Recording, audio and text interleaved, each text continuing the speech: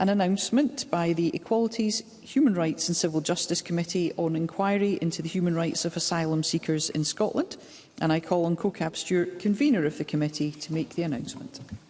Thank you, Presiding Officer. I'm grateful to have the opportunity to make this announcement on behalf of the Equalities, Human Rights and Civil Justice Committee. The committee has today published its report on its inquiry into human rights of asylum seekers in Scotland. We began oral evidence on the 25th of April, which was in fact my first meeting as convener of the committee, and continued throughout May and June. Paragraphs 65 to 71 of our report set out who the committee heard from, and we are extremely grateful to all those who contributed to the inquiry, but I particularly want to thank the asylum seekers and refugees who spoke directly to us in our engagement sessions.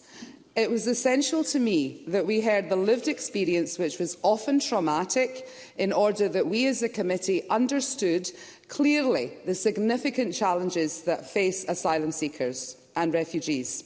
I would encourage members to read the notes from our engagement sessions, which are published on our webpage. They provide a very telling picture of the conditions that asylum seekers face. We hope our report gives a voice to those experiences that have informed our conclusions and our recommendations. We sadly heard about substandard, inappropriate and inadequate conditions, especially around accommodation, which presented an increased risk of being a victim to crime and/or exploitation, as well as the increased risk of developing or exacerbating physical and mental health issues. We heard also the support or access to ESOL classes is inconsistent and there is a lack of quality interpreters. English language teaching is essential to help asylum seekers arriving into Scotland integrating into our communities, so it needs to be addressed.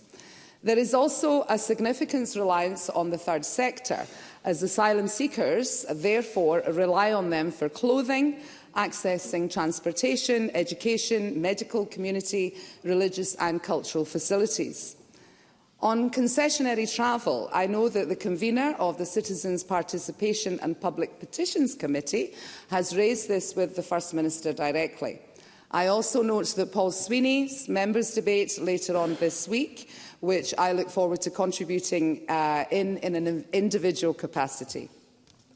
On behalf of the committee, I want to take this opportunity to acknowledge the incredible work of all the third sector organisations who help asylum seekers find their place in our communities. Whilst immigration is a reserved matter, our report challenges the Scottish Government to make use of the full extent of its existing powers to support and protect asylum seekers.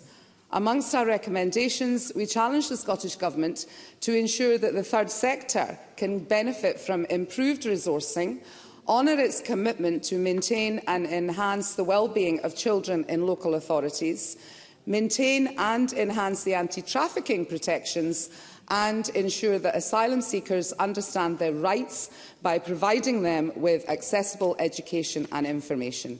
In conclusion, we look forward to a committee debate which we hope to secure before the end of the year, and we look forward to the response of the Scottish Government in advance of that debate.